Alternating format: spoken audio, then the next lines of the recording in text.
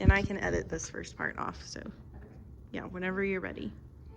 Good morning, guys. This is our last week having children's worship with the interns, but we want to tell you about our final fruit of the Spirit, and it is self-control. So that's what we're going to be talking about today. We have a couple announcements for this week. For the upcoming month, we are going to be doing a backyard Bible school. Check your email or your Facebook to find out more information from Danielle. Yay, so now we're gonna sing some songs. Woo. Oh, run off. Actually, I'll read you a Bible verse first while we get ready for the songs. So, get your Bibles out. I have my adventure Bible. Okay, but the Bible verse is, since we're talking about self-control, I'm gonna do a Bible verse about self-control. It says, "It is not good to eat too much honey, nor is it honorable to search out matters that are too deep. Like a city whose walls are broken through is like a person who lacks self-control." So we want to have self-control. And that is Proverbs 27 through 28. And now our first song is "Oh Be Careful." So, Oh, be careful, little ears, what you hear. Oh, be careful, little ears, what you hear. For the Father up above is looking down in love. Oh, be careful, little ears, what you hear.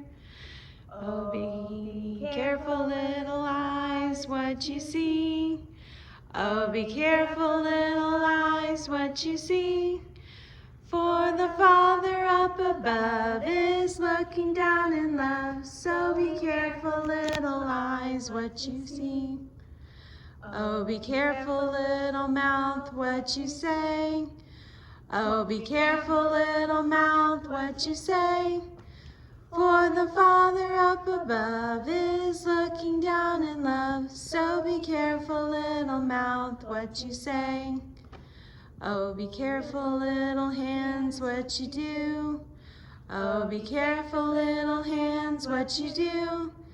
For the Father up above is looking down in love. So be careful, little hands, what you do. Oh, be careful, little feet, where you go. Oh, be careful, little feet, where you go. For the Father up above is looking down in love. So be careful, little feet, where you go. Oh, be careful, little heart, what you love. Oh, be careful, little heart, what you love. For the Father up above is looking down in love. So be careful, little heart, what you love. Woo! Now we're gonna sing "I Just Want to Be a Sheep." yay. I just want to be a sheep. Ba ba ba, I just want to be a sheep. Ba ba ba, I pray the Lord my soul to keep. I just want to be a sheep. Ba ba ba, I don't want to be a goat. Nope. Don't want to be a goat. Nope. Haven't got any hope. Nope. Don't want to be a goat. Nope. I just want to be a sheep. Ba ba ba. I just want to be a sheep. Ba ba ba. I pray the Lord my soul to keep. I just want to be a sheep. Ba ba ba. I just want to be. Don't want to be a hypocrite. Don't want to be a hypocrite. 'Cause they're not hip to it. Don't want to be a hypocrite. I just want to be a sheep. Ba ba ba. I just want to be a sheep. Ba ba ba ba. I pray the Lord my soul to keep. I just want to be a sheep. Ba ba ba ba. Don't want to be a Pharisee.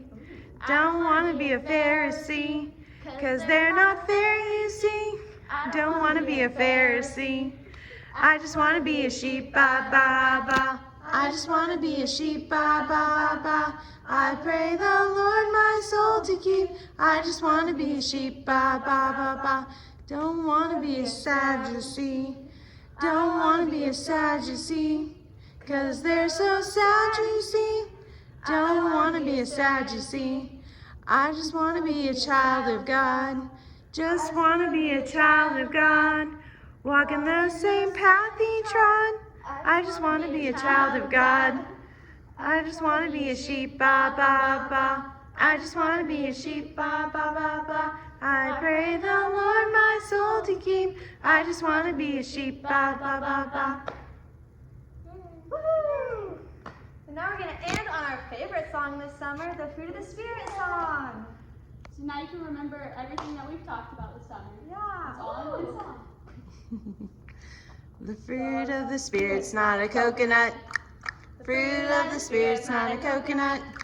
You want to be a coconut, you might as well hear it. You can't be a fruit of the Spirit, 'cause the fruit is love, joy, peace, patience, kindness, goodness, faithfulness, gentleness, and self-control. Love, joy, peace, patience, kindness, goodness, faithfulness, gentleness, and self-control. The fruit of the Spirit's not a banana. The fruit of the Spirit's not a banana.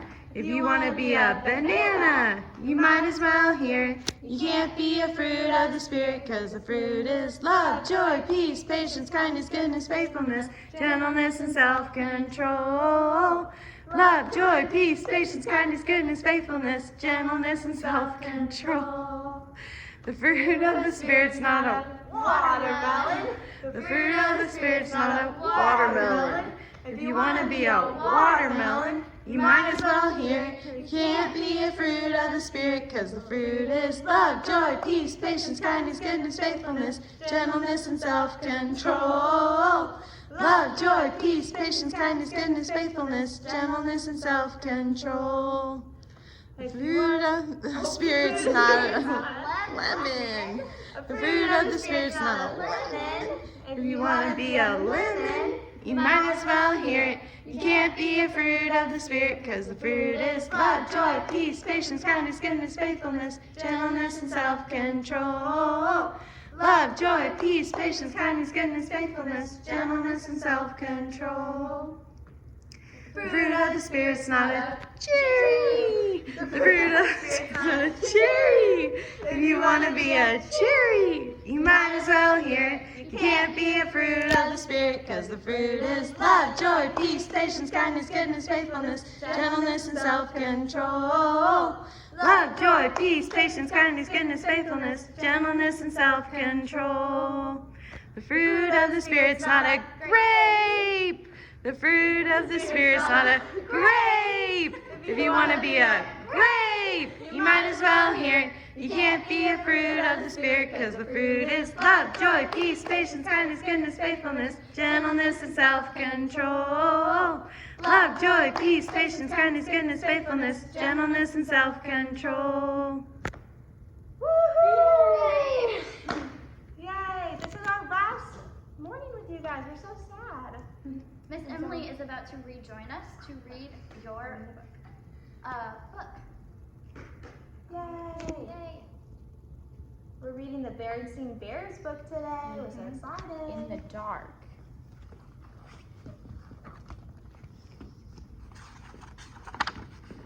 Berenstain's Bears in the Dark. Brother Bear, said Sister impatiently, are you going to take all day to pick your books? Sister and Brother Bear were at the Bear Country Library. Sister had already chosen her books and was waiting at the checkout desk.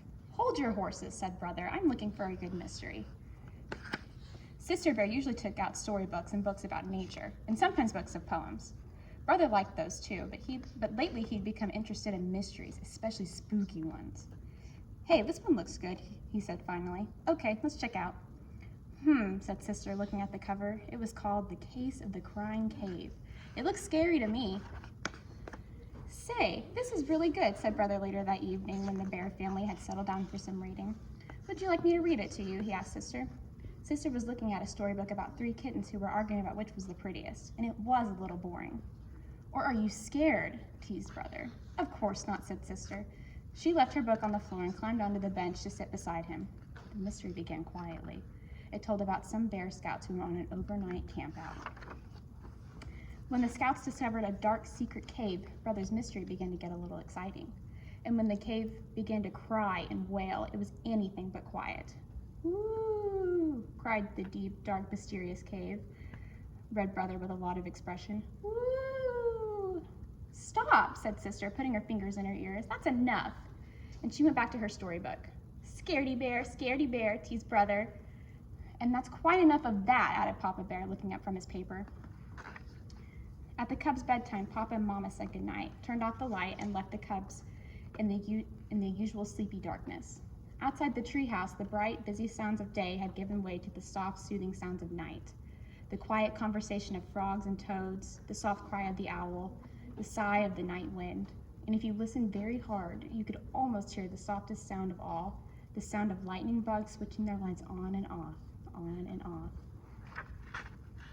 But inside the treehouse, Sister Bear wasn't even beginning to fall asleep. That night, the dark didn't seem the least bit quiet and sleepy. In fact, it seemed like the spooky darkness of a scary cave. And the friendly old chest of drawers that Papa had made didn't seem so friendly and funny. They seemed more like cave creatures.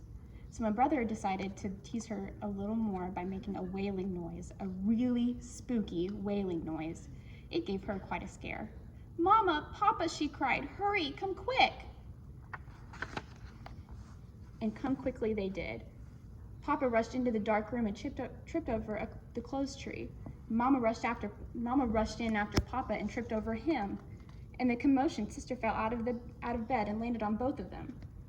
Then Brother, who had started it all with his spooky wail, turned on the light. What a mess! Sister, still scared, was holding on to Papa. Papa was holding on to the toe he had stubbed. And Mama was looking for the nightcap she had lost in the confusion. All three of them were pretty annoyed with Brother Bear. It turned out to be a very long night in the bear's treehouse. Papa and Mama tried to explain that there was nothing to be afraid of in the dark, except maybe running into a clothes tree and stubbing your toe. But it didn't do any good. Sister absolutely refused to go to sleep with the light off, and Brother positively insisted that he couldn't fall asleep with the light on. The next morning, the Bear family was very sleepy-eyed. "Boy," said Brother, yawning, "I sure don't want to go through another night like that." "Neither do I," said Papa, "and I think I have an idea that might help." He took Sister's hand. "Come with me," he said. "Where are we going?" she wanted to know. "Up to the attic." "The attic? But it's dark in the attic, even in the daytime." "I know," said Papa, "but there's something I want to show you. Anyway, there's nothing so special about the dark. It's just part of nature, like the light. It's your imagination that makes the dark seem spooky sometimes." "What's imagination?" asked Sister. "Imagination is what makes us think that chests of drawers and clothes trees are cave creatures." "I wish I didn't have one," said Sister. "Don't say that," said Papa. "A lively imagination is one of the best things a cub can have. It's imagination that lets us paint pictures, make up poems, invent inventions. The trick is to take charge of your imagination and not let it take charge of you." When they got to the attic, Papa began to rummage through boxes, looking for something. Sister tried to follow Papa's advice and not let her imagination take charge. And it worked out. A spooky shape turned out to be a shadow of some old tools. What looked like a giant was really some piled up furniture. "Here it is," said Papa, "my old nightlight. The one I used when I was a cub and had a little trouble falling asleep in the dark." Sister couldn't quite believe that her big, powerful Papa was ever afraid of the dark. "Oh, sure," said Papa. "Most of us are at one time or another." "How about reading the rest of The Crying Cave?" Sister asked Brother later that day. "Are you sure you want me to?" "Sure, I want to see how it turns out," she insisted. When it turned out that there was nothing very spooky about the terrible wailing noise, it was caused by wind blowing across an opening in the roof of the cave, like the noise you make when you blow across the top of a bottle. Sister was a little disappointed. And that night, when she and Brother were all settled down in the cozy glow of Papa's old nightlight, she said so. "I was pretty disappointed by the way the case of the Crying Cave ended." "Why?" asked Brother. "Because," she said, "I was hoping the wailing would be a really spooky, scary monster." And she leaned down from her bunk over Brother's and made a spooky, scary monster face at him. "Cut that out!" cried Brother. Then Sister went right to sleep, but Brother lay awake for quite some time listening to the owl hoots and thinking that maybe he'd had enough of mysteries for a while.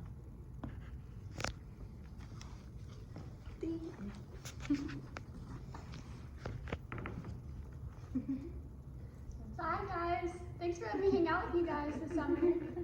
Goodbye. I love being your intern for the second time, and I've had such a fun time. It was a really fun time being able to get to know y'all over the summer, and I've really enjoyed this opportunity. I had a fantastic summer with you guys, and I hope to see you all again